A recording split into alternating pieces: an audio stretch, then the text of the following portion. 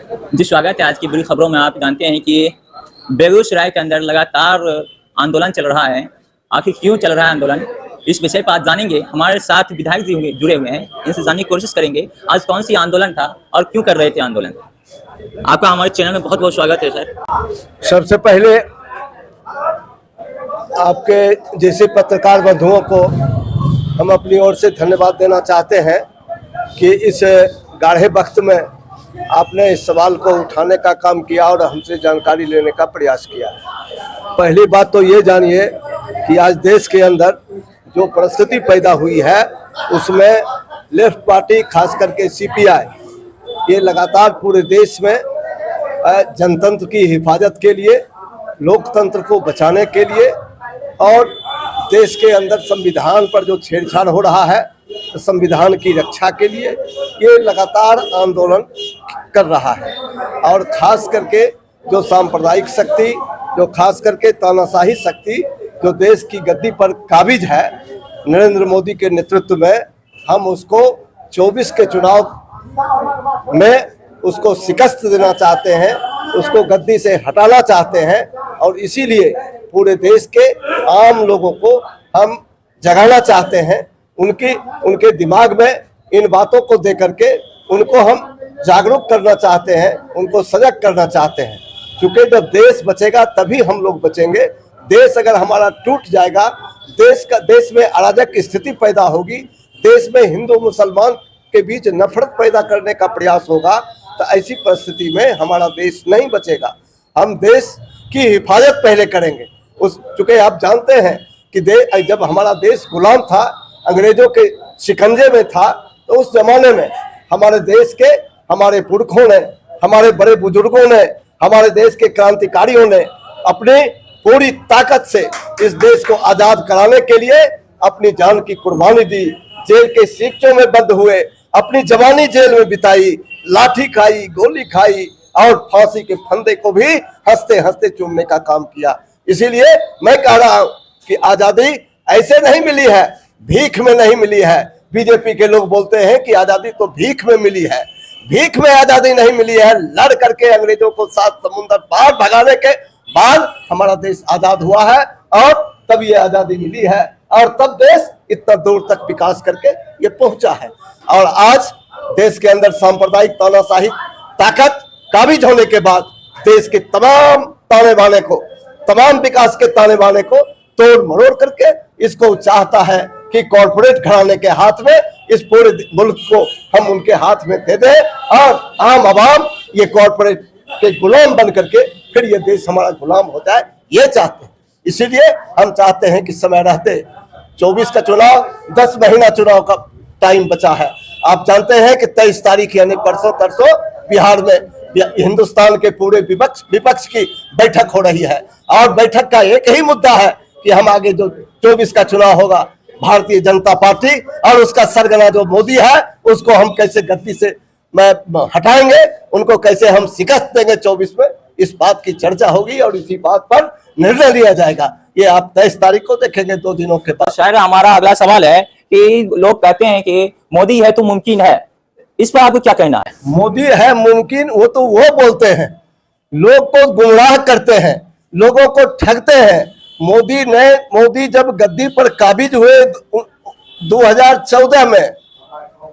2014 में गद्दी पर काबिज हुए, उस समय उन्होंने क्या कहा था? उस समय कहा था कि गद्दी पर हम जाएंगे 1 महीना के अंदर महंगाई जो आकाश पर है उसको हम बिल्कुल नीचे ले आएंगे, महंगाई को घटाएंगे। उन्होंने कहा था कि हम तमाम काला धन को इकट्ठा करके हम पूरे देश के नागरिकों के खाते में 15-15 लाख देंगे।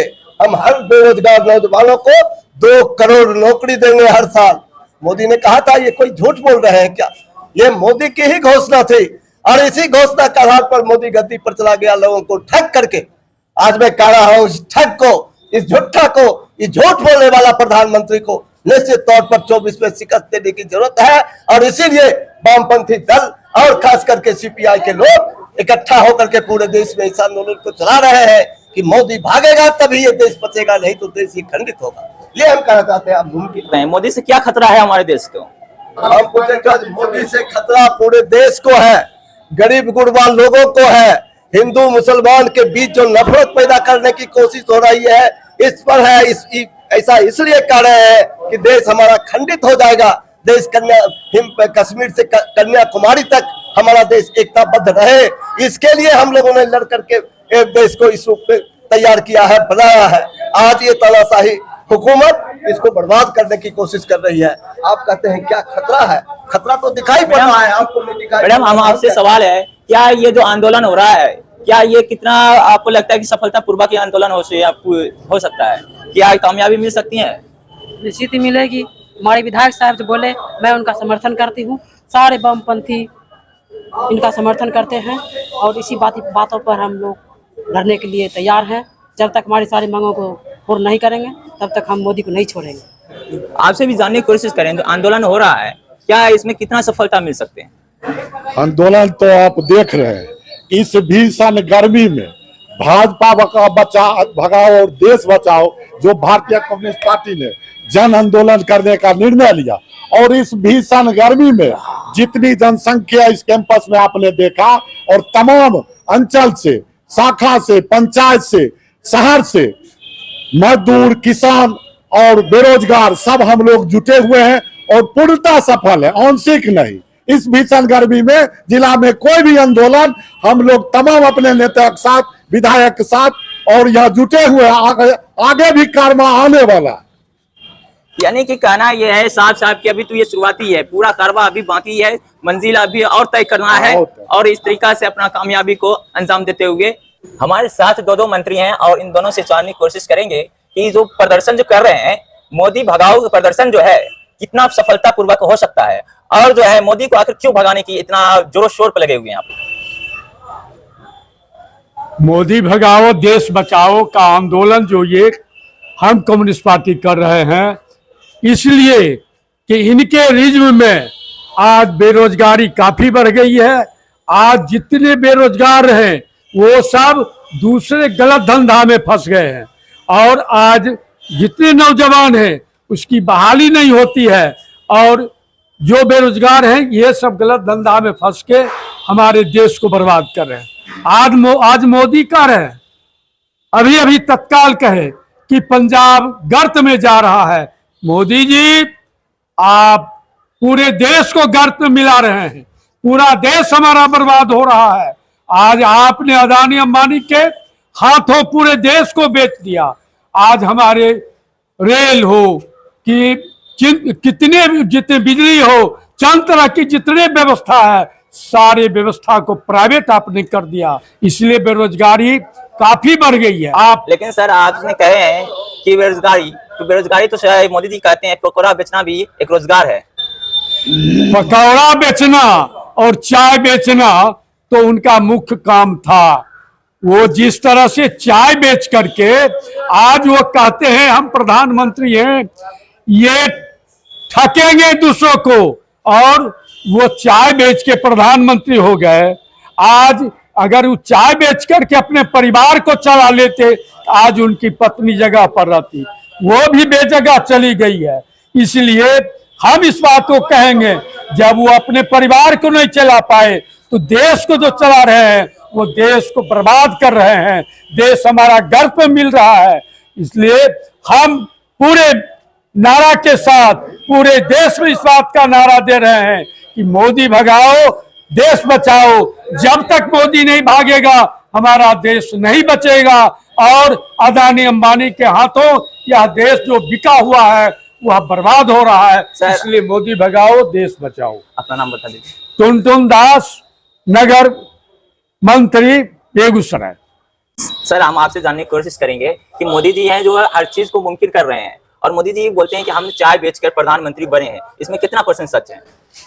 वो चाय बेचे या नहीं बेचे इसका कोई प्रमाण नहीं है हिंदुस्तान में। और जहाँ तक उन्होंने कहा कि 9 साल पहले 2014 में कि हम आएंगे तो सबका साथ सबका विकास करेंगे, मगर 9 साल बीतने को चला है और वो आज तक कोई भी काम उन्होंने मुमकिन नहीं किया है लेकिन देश का नाम पूरे विश्व में हो रहा है, इन पर क्या कहना है? पूरे विश्व में हर देश का नाम है, जितना भी देश पूरी दुनिया में है, उस सब देश का नाम पूरी दुनिया में है, केवल भारत का ही नाम नहीं है। नहीं कह रहे हैं विश्व गुरु बन रहे हैं देश से। विश्व गुरु नहीं बने हैं, विश्व गुरु केवल कहने अपनी पीठ अपने से थपथपाने के लिए वो कह रहे हैं इस तरह की बात।